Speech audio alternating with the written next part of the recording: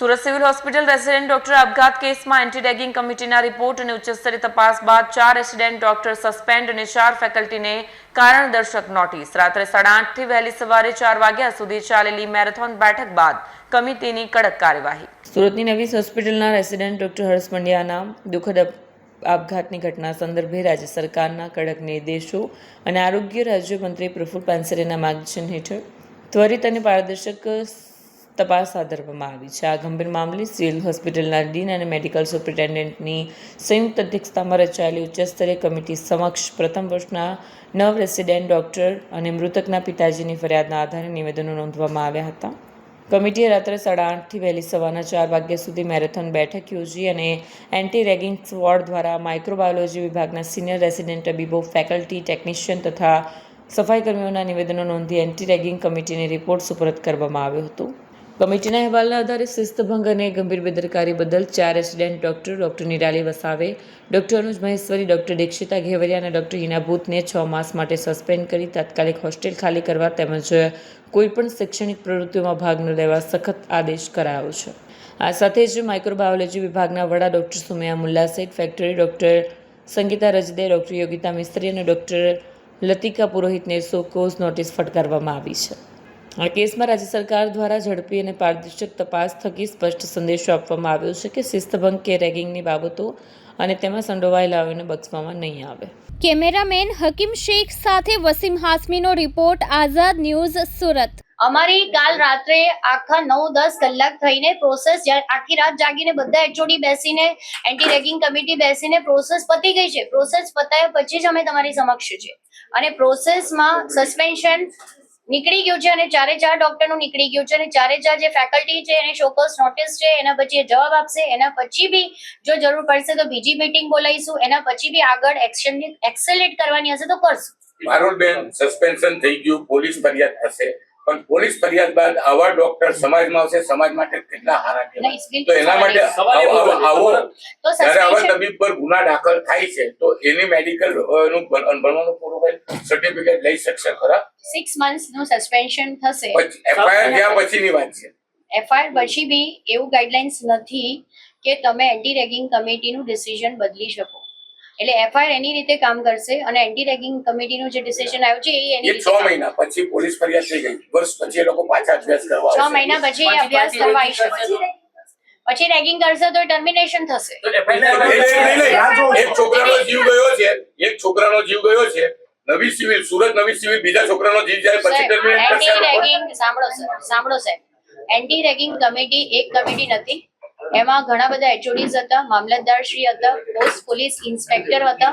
કાલે રાત્રે લગભગ 3 કલાક આ ચર્ચા ચાલી કે આ સ્ટુડન્ટને વર્બલ એબ્યુઝ અને ડિસેન્સી બ્રેક કરવામાં, જેમાં એને ફિઝિકલ એબ્યુઝ નથી કર્યું, જેના ફિઝિકલમાં નથી એ એની પરિભાષામાં આવતું નથી. એટલે એન્ટી રેગિંગ કમિટી પ્રમાણે નથી આવતું. એન્ટી રેગિંગ કમિટી પ્રમાણે વર્બલ એબ્યુઝમાં આવે છે. તો વર્બલ એબ્યુઝ પ્રમાણે જે અત્યારે સજા નક્કી થઈ છે અને એ પ્રમાણે અમે તમને જાણ કરીએ છીએ. Doctor Jayesh Dhambhat, government medical college Surat. જણાવું છું કે ગઈકાલે જે રેગિંગ અંગેની બાબતે માઇક્રોબાયોલોજી વિભાગના પ્રથમ વર્ષીય રેસિડેન્ટ ડોક્ટર્સ દ્વારા જે લિખિતમાં ફરિયાદ મળેલ તે અન્વયે સોમવાર એમાં રાજ્ય સરકારના કડક નિર્દેશો, અધિક નિયામક શ્રી ડૉક્ટર જયેશ સદ્દે સાહેબની સૂચના અને આરોગ્ય રાજ્યમંત્રી શ્રી માનનીય આરોગ્ય રાજ્યમંત્રી શ્રી પ્રફુલ પાનસરિયાના માર્ગદર્શન હેઠળ ત્વરિત અને પારદર્શક તપાસ હાથ ધરવામાં આવી હતી. આ ગંભીર મામલે ડીન તથા મેડિકલ સુપ્રિન્ટેન્ડન્ટ એમની સંયુક્ત અધ્યક્ષતામાં રચાયેલી કમિટી, ઉચ્ચ સ્તરીય કમિટી સમક્ષ પ્રથમ વર્ષના 9 રેસિડેન્ટ ડોક્ટર્સ અને મૃતકના પિતાજીની ફરિયાદના આધારે નિવેદનો નોંધવામાં આવ્યા હતા. રાત્રે 8:30 થી તો સવારના 4 વાગ્યા સુધી ચાલેલી આ મેરેથોન બેઠકમાં માઇક્રોબાયોલોજી વિભાગના સિનિયર રેસિડેન્ટ,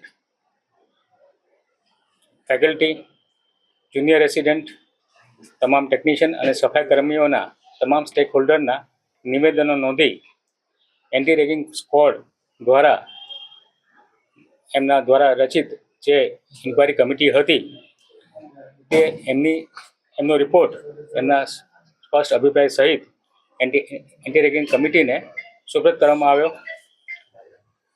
સદર કમિટીના અહેવાલના આધારે સંપૂર્ણ ઊંડાણપૂર્વક તપાસ, અભ્યાસ તથા જરૂરી પુખ્ત વિચારણાના અંતે અહેવાલના આધારે શિસ્તભંગ અને ગંભીર બેદરકારી બદલ 4 રેસિડેન્ટ ડોક્ટરો જેઓ દ્વિતીય વર્ષમાં માઇક્રોબાયોલોજી ડિપાર્ટમેન્ટ ખાતે કામ કરી રહ્યા છે, જેમાં 3 વિદ્યાર્થીનીઓ અને 1 વિદ્યાર્થીનો સમાવેશ થાય છે, તેઓને 6 માસ માટે સસ્પેન્ડ કરી તાત્કાલિક હોસ્ટેલ ખાલી કરવા અને કોઈપણ શૈક્ષણિક પ્રવૃત્તિમાં ભાગ ન લેવા અંગેના હુકમ કરવામાં આવેલા. આ સાથે જ માઇક્રોબાયોલોજી વિભાગના વડા ડૉક્ટર સુમૈયા મુલ્લા તથા અન્ય 4 ફેકલ્ટી અન્ય 3 ફેકલ્ટી એમ કુલ 4 ફેકલ્ટીને સો કોઝ નોટિસ ફટકારવા અંગેનો નિર્ણય કરવામાં આવેલ. એન્ટી રેગિંગ કોલેજ કમિટીના આ સમગ્ર રિપોર્ટને સંસ્થાની કોલેજ કાઉન્સિલ કમિટી સમક્ષ રજૂ કરવામાં આવતા તમામ હાજર સભ્યો દ્વારા સર્વાનુમતે બહાલી આપવામાં આવેલ અને ભવિષ્યમાં આવી નિંદનીય ઘટનાઓનું પુનરાવર્તન ન થાય તે માટે ગંભીર સમીક્ષા કરી અને વહેલી સવારના રોજ અધિક નિયામક શ્રી તબીબી શિક્ષણને લેખિત અને મૌખિકમાં અહેવાલ સુપરત કરી દેવામાં આવ્યો છે. અત્રેની સંસ્થા ખાતે રેગિંગ અંગે ઝીરો ટોલરન્સની નીતિ અપનાવવામાં આવેલી છે અને તે અંતર્ગત આ સમગ્ર કાર્યવાહી હાથ ધરવામાં આવી છે અને તેના અંગેનો રિપોર્ટ અધિક નિયામક શ્રી તબીબી શિક્ષણ દ્વારાને સુપરત કરવામાં આવ્યો છે અને તેમના દ્વારા રાજ્ય સરકારને સુપરત કરવામાં આવેલ છે. સર, કઈ રીતે રેગિંગ કરવામાં આવતું હતું, કઈ રીતે ટોર્ચરિંગ કરવામાં આવતું હતું? જે નિવેદનો મળ્યા હતા અને જે ફરિયાદ મળી હતી એમના જણાવ્યા મુજબ એમને વર્બલ એબ્યુઝ જેને કહીએ આપણે કે કડક શબ્દોમાં એમને અને ખખડાવવા અને એમને બીજા અન્ય રેસિડેન્ટની હાજરીમાં એમને હ્યુમિલેશન જેને કહેવાય એ કરવામાં આવે એ પ્રમાણેની એમનું રેગિંગ અંગેની કાર્યવાહી એમને એ અંગેની કમ્પ્લેન લખિતમાં આપેલી હતી.